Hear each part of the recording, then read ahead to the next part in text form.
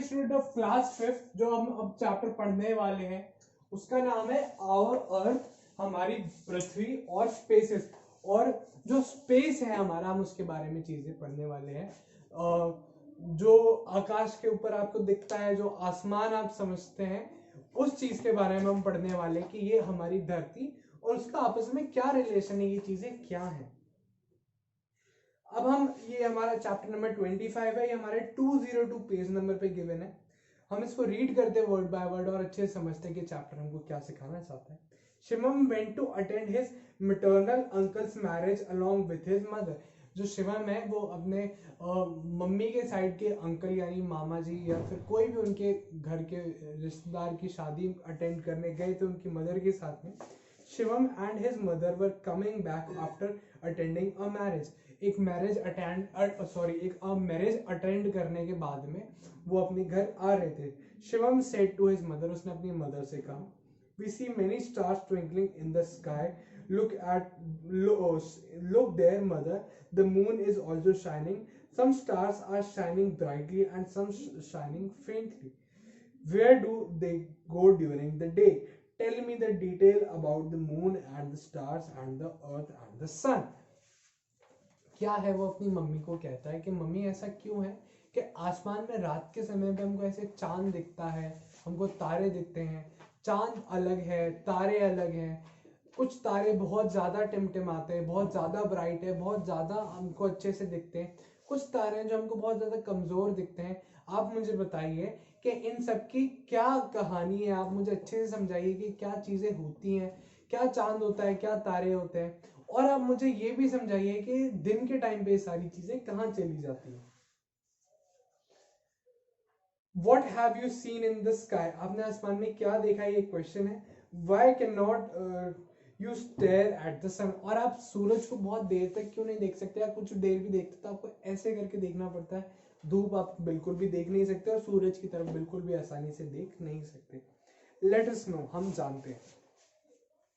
जो शिवम की मदर है वो उसको Shivam mother, Shivam the moon, वो शिवम को बताती है, Shivam the moon has no lights of its own.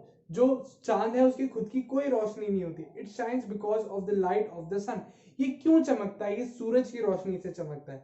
The stars are far away from the earth so they look smaller. और जो तारे हैं वो अर्थ से बहुत ही ज्यादा दूर है, इसलिए जो है वो तारे हमको बहुत ज्यादा छोटे नजर आते हैं। The moon is closest to our earth. जो चांद है वो हमारे अर्थ से सबसे ज्यादा पास में, so it looks bigger than the other stars. इसकी वजह से जो चांद है वो हमको काफी ज्यादा बड़ा नजर आता है। शिवम, अब शिवम कहता है, see mother, one star among the other is shining very brightly and some other can be seen fixed in the line. Why it is so? अब क्या है, वो अपनी मदर से पूछता है कि एक जो तारा है वो बहुत ज्यादा चमक रहा है, कुछ तारे जो बहुत कम चमक रहे हैं, और ये एक लाइन जैसा, एक पैटर्न जैसा बना रहे हैं। ये ऐसा क्या है, ये ऐसा क्यों है? The most brightly shining star is called the pole star. जो सबसे ज्यादा जो तारा चमक रहा है उसको हम पोल स्टार कहते हैं, ध्रुव तारा कहते हैं। Which is always present in the northern direction, और जो हमेशा नॉर्थ की डायरेक्शन में होता है। And the 7 stars forming one group is called Saptarishi constellation. जो ये 7 स्टार्स मिलके इसके आसपास ही लाइंस बना रहे हैं, इसको हम क्या बोलते हैं, सप्तऋषि कॉन्स्टलेशन। क्या कहते हैं, Saptarishi constellation. At the night, रात के समय पे, the pole star helps the travellers in determining the 4 direction. और रात के समय पे अगर हमको कोई भी दिशा देखनी होती है तो वो क्या करते हैं, वो इसी ध्रुव तारे के, इसी पोल स्टार की मदद से चारों दिशाओं का अंदाजा लगा लेते हैं।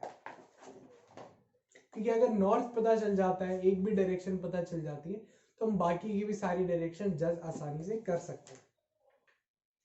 Shivam insists his mother to go into space. जो शिवम है वो अपनी मदर को कहता है कि मुझे स्पेस में जाना है, तो स्पेस में जाने की उनसे जिद करता है। His mother tells him that the space aircraft is used to go into space.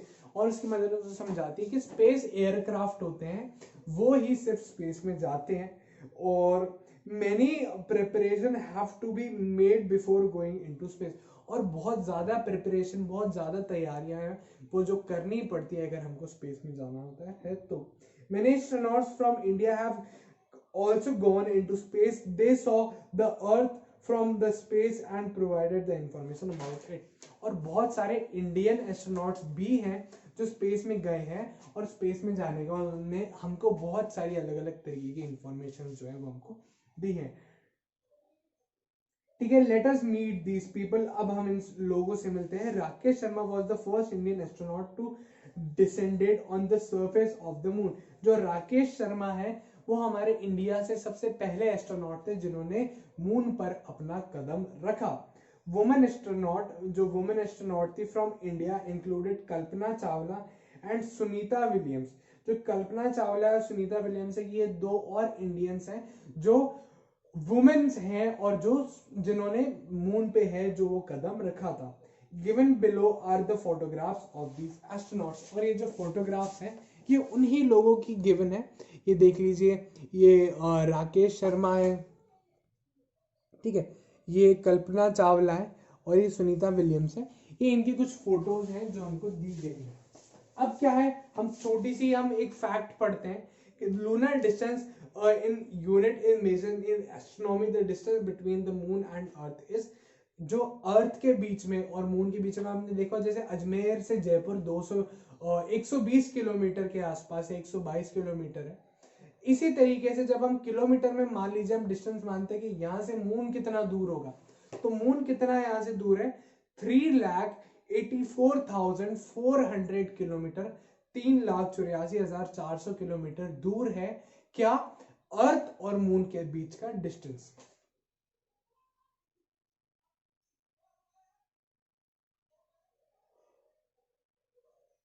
अब क्या है, जो अर्थ का जो शेप है आपको देखने को लगता होगा कि अर्थ का आपने शेप देखा होगा, तो इस तरीके के आपको कुछ अर्थ आप समझते होंगे।